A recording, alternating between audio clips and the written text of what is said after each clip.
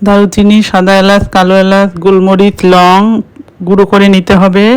এরপর মুরগির চামড়া, গিলা, মাথা ধুয়ে পরিষ্কার করে নিয়েছি। একটি প্যান চুলায় বসিয়ে পর্যাপ্ত তেল দিয়ে দিতে হবে।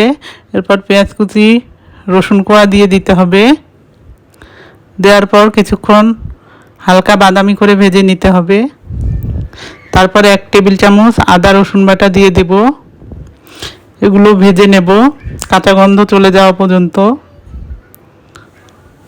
তারপর মুরগির চামড়া, গিলা, মাথা দিয়ে দেব। এরপর 1 চা চামচ লবণ দিয়ে দেব।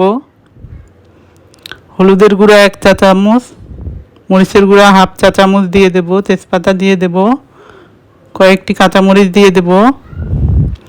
এরপর গরম মশলার গুঁড়ো 1 চা চামচ, ধনিয়া গুঁড়ো 1 চা চামচ, জিরা গুঁড়ো দিয়ে দেব। দিয়ে সবগুলো উপকরণ ভালোভাবে মিশিয়ে নেব।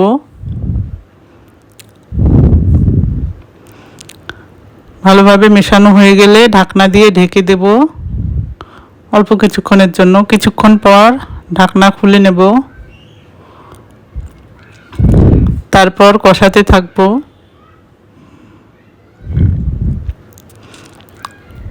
কিছুক্ষণ কষাতে হবে, খুব ভালোভাবে কষাতে হবে। কষাতে কষাতে ভাজা ভাজা করে নিতে হবে।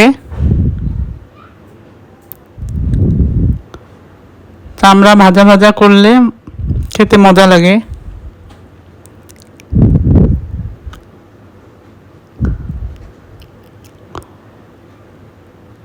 এরপর ভালোভাবে ভাজা হয়ে গেলে একটি প্লেটে তুলে নেব, তুলে পরিবেশন করব।